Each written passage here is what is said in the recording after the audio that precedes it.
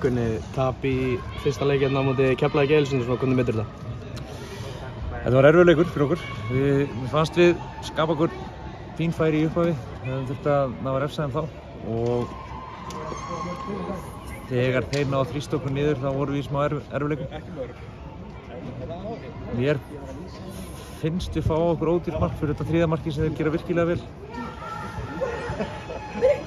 Þurfum eitthvað að skoða þetta betur og þétta ræðirnar og vera meira samstíga inn á vellinu en sem fyrsti leikur margt hægt að taka út úr honum en við þurfum að vinna betur í okkar leik. Fyrir áleikunum fengum við bara margt tímabil eftir hálftíma leik, mann fann svona mikil orka og svona andi í Fjölnisliðinu sérstaklega bara beint eftir það mark næstu mínútur. Já, það kom mjög góður kafli í fyrri hálfleik. Við í upphafinn náðum að skapa okkur 2 góð færi sem að vantaði bara sentimetra.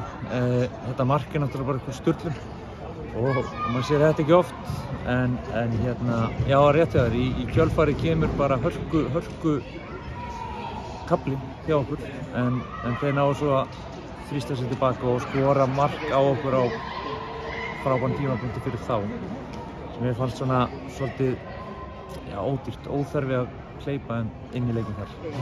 Seinna á leikuna var svona lítið kannski að frétta þar nema kannski svona aðeins að leiðið á sig var kannski svona too late. Já, við vorum bara lélegir fyrstu 15-20 mínúturnar í seinna leik og þeir eiginlega keyrðu yfir okkur þá og fundum ekki lausnir en ég veit ekki, var þetta ekki rangstöðumark þetta mark nr. 2? Ég held að það sé 100% og sama hvað maður segir, það var ekki hlustað á mann en dómararnir læra líka leiknum eins og við.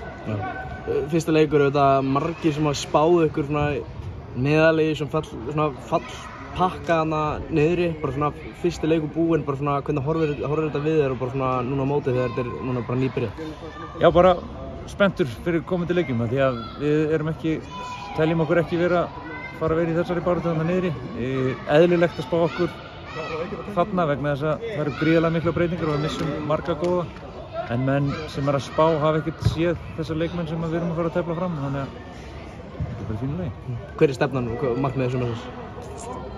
Við viljum halda okkur í möguleikum að komast í umspilskeppnina eins lengi og við getum. Takk fyrir framför.